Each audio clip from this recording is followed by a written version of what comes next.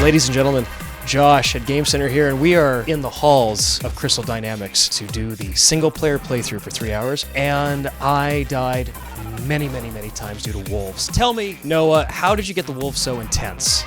A lot of what we try to do is provide an intense and visceral experience, and wolves really help represent that man versus nature threat.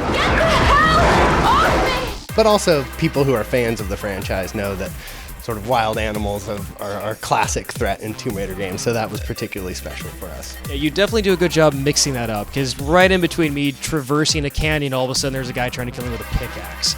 And the death sequences are some of my favorite parts thus far. How did you guys come up with that kind of stuff? It was important for us that people felt on edge. Lara's in a really lethal situation.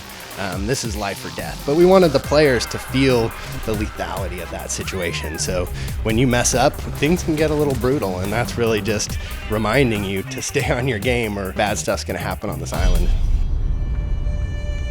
This is a Pacific island off the coast of Japan. In the Dragon's Triangle, this is a place where ships crash, and that's a real phenomenon, and Lara ends up crashing here. But what was important was to isolate Lara on this island, to create a situation where she couldn't rely on things outside of herself. So the island really represents one of her primary opponents in the game. But we wanted that to be varied, so as much as she's in this one place, we take you from the darkest claustrophobic caves on the island to the highest breathtaking vistas, and that really just represents almost a character in the game, the idea that Lara is trapped on this island. Now, when the GameCenter crew was playing the demo, our GameCenter producer liked nothing more than to burn everything in sight, and I gotta admit, it looked really good. So talk to me about burning stuff and fire and how that applies to the puzzles. Fire's a fun system. Obviously, thematically, it is an important survival tool that sort of in this situation, you're lost on an island, you're cold. Fire is going to be an important thing.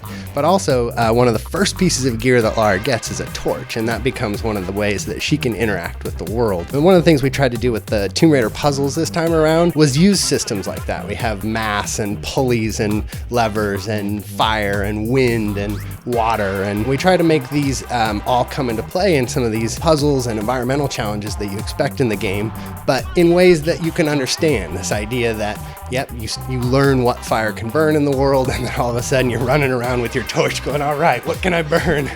He's not kidding. Like, literally the whole island was just a massive tinderbox. I'm pretty sure we set fire to the wildlife as well. As the game progresses, Lara becomes more powerful in ways that you choose, and her weapons become more powerful in ways that you choose. And that's trying to deliver an origin story where you become more powerful as a character, as a player, not just sort of watching Lara become more powerful in the story.